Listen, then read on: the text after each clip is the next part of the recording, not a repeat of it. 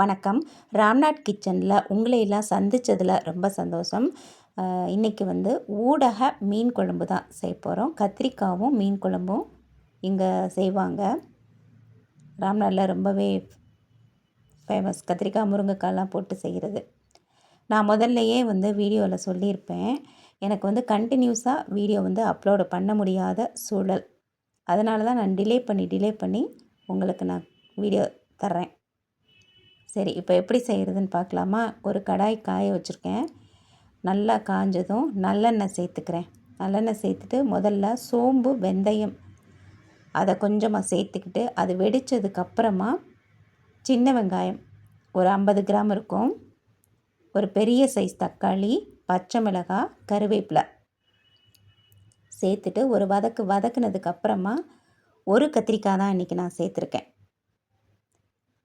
அதை கட் பண்ணி அதில் சேர்த்துட்டு ஒரு நல்லா வதக்கிக்கலாம். அந்த எண்ணெயிலேயே கொஞ்சம் கத்திரிக்காய் வதங்கணும். வதங்கினதுக்கப்புறமா இது மல்லித்தூள். நம்ம எந்த அளவு மீன் எடுத்துருக்கோமோ அந்த அளவுக்கு பொருள்களை நாம் எடுத்துக்கலாம். மஞ்சள் பொடி கொஞ்சமாக சேர்த்துருக்கேன். உப்பு, குழம்புக்கு தேவையான உப்பு. அப்புறம் வீட்டில் அரைச்ச மிளகா பொடி இருக்கும்ல, புளிக்குழம்புக்கெலாம் வச்சுருப்போம்ல, அதையும் தேவையான அளவு சேர்த்துக்கிறேன். சேர்த்துட்டு அந்த எண்ணெயிலேயே ஒரு வதக்கிக்கலாம். அந்த மசாலா, காய், உப்பு, மிளகாத்தூள், மல்லித்தூள் எல்லாமே ஜஸ்ட்டு ஒரு வதக்கிட்டு மீனுக்கு தகுந்த மாதிரி புளி சேர்த்துக்கலாம். புளியை ஊற வச்சு கரைச்சி வடிகட்டி நாம் ஊற்றிக்கலாம். இப்போது தண்ணி நம்மளுடைய அளவு தான், விருப்பம்தான். சிலருக்கு தண்ணியாக பிடிக்கும் குழம்பு, சிலருக்கு கெட்டியமாக பிடிக்கும்.